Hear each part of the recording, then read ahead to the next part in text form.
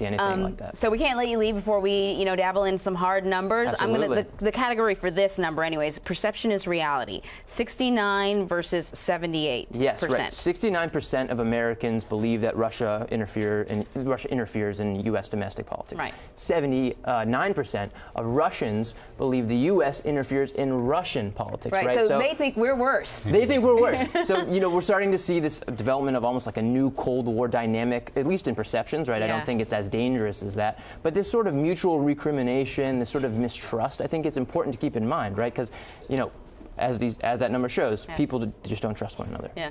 It is fascinating that in this discussion of Russia meddling with our elections, that the United States has a long history of doing the same, particularly in Latin America and some other countries. So, that's right. All right, let's move on to 200. Yeah, I'm just going to leave it there. Yeah. 200,000. So 200,000, the largest military parade in U.S. history. It was after the Civil War. There's 200,000 young men and women in Washington, D.C. Obviously a lot of talk this week about Trump wanting a big parade. We'll see whether it happens. There's actually, I think one of the things that's got lost in the coverage of that is when he went to the Bastille Day parade in France. That parade had come after Emmanuel Macron had actually fired, or the general staff had quit of the French army.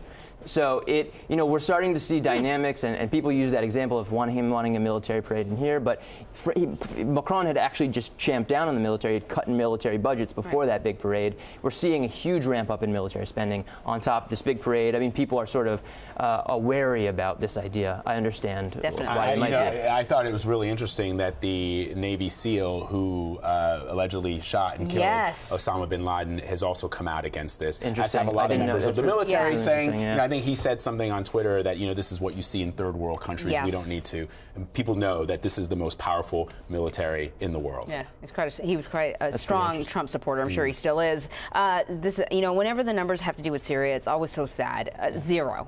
So in the last 2 months, the Syrian government has allowed zero aid deliveries and humanitarian evacuations. So we actually are seeing a ramping up of violence, especially in the last week. This last week is a pretty violent one. In Syria, there was a Russian fighter jet that was shot down last weekend, and there's sort of been responses to that. Yeah. But again, the Syrian government isn't allowing aid and assistance. They used to allow a little bit more, but they've been clamping down on it. Yeah. There's other good hard numbers. We can't go through it. Yeah. A number of Saudi Arabian women who want to get jobs. That's a great number. Yeah.